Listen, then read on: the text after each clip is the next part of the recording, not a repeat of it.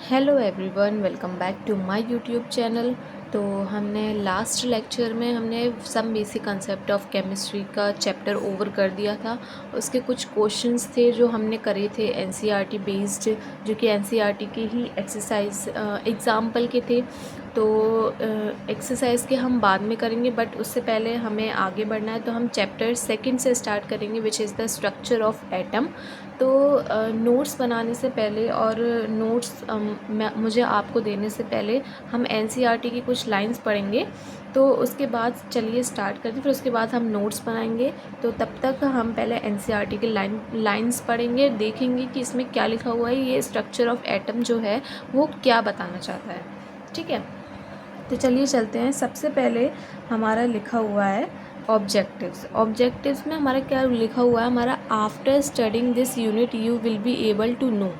मतलब अगर आप ये वाली यूनिट को, अगर आप ये वाले चैप्टर को पढ़ लेते हैं, उसके बाद आपको क्या सीखने को मिलेगा, मतलब क्या देखने को मिलेगा। तो इसमें ये जो पॉइंट्स लिखे हुए हैं ये उसके बारे में है। तो सबसे पहले हमें क्या पता चलेगा इस चैप्टर को पढ़ने के बाद, know about the discovery of electron, proton, neutron and their character. सबसे पहले हमें इलेक्ट्रॉन, प्रोटॉन और न्यूट्रॉन के बारे में पता चलेगा कि वो क्या हैं, कैसे बने, कैसे यूज़ होते हैं, कैसे उसको न्यूक्लियर वेपन्स में यूज़ किया जाता है। उनके कैरेक्टरिस्टिक्स हम उनके बारे में पढ़ेंगे, उनकी डिस्कवरी किसने करी। देन फिर उसके बाद हम पढ़ेंगे describe the Thomson and Rutherford and Bohr atomic models. Thomson's, Rutherford और जो बोहर एटॉमिक मॉडल है उनके बारे में डिस्क्राइब करेंगे हम। ये जो मॉडल्स आए थे इनका क्या यूज़ था, इनको किसने दिया। ठीक है, फिर हम बात करेंगे understand the important features of quantum mechanical model of atom. फिर उसके बाद हम क्या डिस्कस करेंगे, हम क्वांटम मैकेनिकल मॉडल है जो एटम का, उसके फीचर्स के बारे में, इंपॉर्टेंट फीचर्स जो है उनके बारे में डिस्कस करेंगे। Then explain the photo electric effect and describe the feature of atomic spectra. Photo electric effect के बारे में जानेंगे हम और एटॉमिक स्पेक्ट्रा के बारे में जानेंगे। नेक्स्ट आता है फिर हमारा state the de Broglie and Heisenberg's uncertainty principle. This is very important, de Broglie relation and Heisenberg uncertainty principle. This is very very important, तो इसको हम श्योरली डिस्कस करेंगे और बहुत ज़्यादा ही डिटेल में डिस्कस करेंगे। देन फिर उसके बाद हम क्या पढ़ेंगे, हम आउबाउ प्रिंसिपल पढ़ेंगे, हम poly exclusion principle, Hund's rules of maximum multiplicity पढ़ेंगे। नेक्स्ट पढ़ेंगे हम इलेक्ट्रॉनिक कॉन्फ़िगरेशन एटम्स का हम कैसे लिखते हैं लास्ट में। ठीक है, तो सबसे पहले हमको क्या पढ़ना है, कि आफ्टर द स्टडिंग सबसे पहले हमें इलेक्ट्रॉन, प्रोटॉन और न्यूट्रॉन के बारे में पढ़ना है, उनके कैरेक्टरिस्टिक्स के बारे में पढ़ना है। ठीक है, तो चलिए चलते हैं एनसीईआरटी की कुछ लाइन हम डिस्कस करते हैं और देखते हैं इसमें क्या लिखा हुआ है। सबसे पहले लिखा आता है ये क्या है हमारा ब्लैक कलर में, the rich diversity of chemical behaviour of different element can be traced to the differences in internal structure of atoms of these element. ठीक है, तो ये एक मोटी मोटी लाइन लिखी हुई है एटम्स के बारे में, एलिमेंट्स के बारे में। नेक्स्ट हम पढ़ते हैं, सबसे पहले अब आता है हमारा, the existence of atom has been proposed since the time of the early Indian, Greek and philosophers. ठीक है, इसमें लिखा हुआ है जो एटम का एग्जिस्टेंस है वो हमारे कब से चला आ रहा है, 400 BC बिफोर क्राइस्ट से चला आ रहा है हमारा Indian and the Greek philosopher. ठीक है, who were of the view that the atoms are the fundamental building block of the matter. जो कि क्या मानते हैं, उन्होंने क्या देखा कि एटम्स जो हैं वो हमारे fundamental building block of the matter हैं। मैटर की फंडामेंटल बिल्डिंग ब्लॉक्स हैं, मतलब जिस चीज़ से हमारा मैटर बनता है, एटम्स स्मॉल पार्टिकल्स होंगे। ठीक है, फिर उसके बाद आता है according to them the continued sub division of matter would ultimately yield atoms which not further divisible. ठीक है, मैटर का कंटिन्यूड सब डिवीज़न, मैटर का जो सब डिवीज़न हो रहा है उसमें जो हमें जो अल्टीमेटली हमें क्या एटम्स मिल रहे हैं वो हमारे फर्दर डिविजिबल नहीं है। जो हमारे मैटर डिवाइड हो रहे हैं उसमें जो हमें एटम्स मिल रहे हैं वो फर्दर डिविजिबल नहीं है, एटम्स डिविजिबल नहीं होते हैं।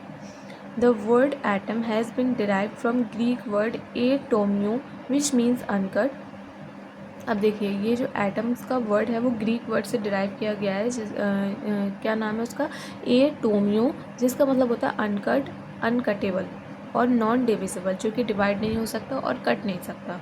ठीक है, ऐसे ही इसमें बताया है कि जो एटम्स है उसको हम डिवाइड नहीं कर सकते हैं, उसको हम कट नहीं कर सकते हैं। These earlier ideas were mere speculations and there was no way to test them experimentally. ठीक है, these ideas remained dormant for a very long time and revived again by the scientists in 19th century.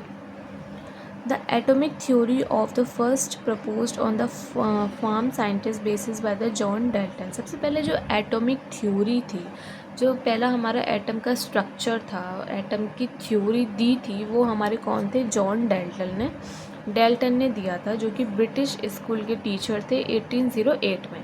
ठीक है, उनकी जो theory थी जिसे हम normally बोलते हैं, आप सब लोग जानते हैं, Dalton's atomic theory, regarded the atom as a ultimate part of the matter. उन्होंने क्या बताया कि एटम जो था वो एक अल्टीमेट पार्ट होता है हमारा मैटर का। ठीक है, नेक्स्ट हमारा क्या लिखा हुआ है, in this unit we start with experimental observation made by scientist towards the end of 19th and beginning of 20th century. These establishment that atoms can further divided into sub atomic particles. इन्होंने establish किया था और मतलब establish हुआ था और सब atomic particles में वो डिवाइड हुए थे, जैसे कि हमारे इलेक्ट्रॉन्स होंगे, प्रोटॉन हो गया, न्यूट्रॉन होंगे। A concept very different from that of Dalton के कंसेप्ट से बहुत ज़्यादा ही डिफरेंट थे डाल्टन।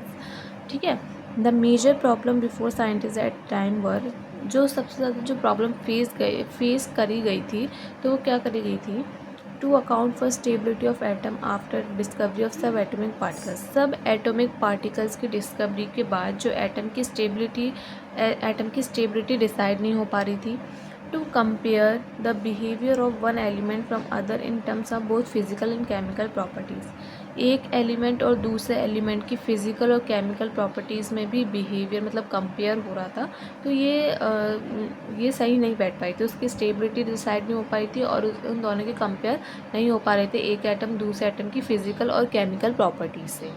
ठीक है, नेक्स्ट आता है to explain the formation of different kinds of molecule by the combination of different atoms and, मतलब जो फॉर्मेशन जो थे हमारे different kind of molecules, different types के जो मॉलिक्यूल्स थे, उनका फॉर्मेशन, उनके कॉम्बिनेशंस, उसमें हम बिल्कुल भी कंपेयर नहीं कर पाए थे, मतलब अंडरस्टैंड नहीं कर पा रहे थे इन सारी चीज़ों को जो साइंटिस्ट ने डिस्कवरी करी थी। To understand the original and nature of characteristics of electromagnetic radiation absorbed or emitted by atoms, हम अंडरस्टैंड नहीं कर पा रहे थे मतलब ओरिजिनल उनका नेचर, जो इलेक्ट्रोमैग्नेटिक रेडिएशन जो एब्जॉर्ब्ड हो रहे हैं जब एटम्स एमिट हो रहे थे। ठीक है, हम उसको अंडरस्टैंड नहीं कर पा रहे थे। अब बात करते हैं हमारे sub atomic particles. Dalton's atomic theory were able to explain the law of conservation of mass. ठीक है, डाल्टन्स एटॉमिक थ्योरी जो थी वो हमारी क्या एक्सप्लेन कर रही थी, law of conservation of mass, law of constant composition and law of multiple proportion very successfully. However it failed to explain the result of many experiment. कुछ एक्सपेरिमेंट का रिजल्ट में ये फेल हो गए थे, जैसे कि it was known that the substance like a glass और ebonite when rubbed with the silk.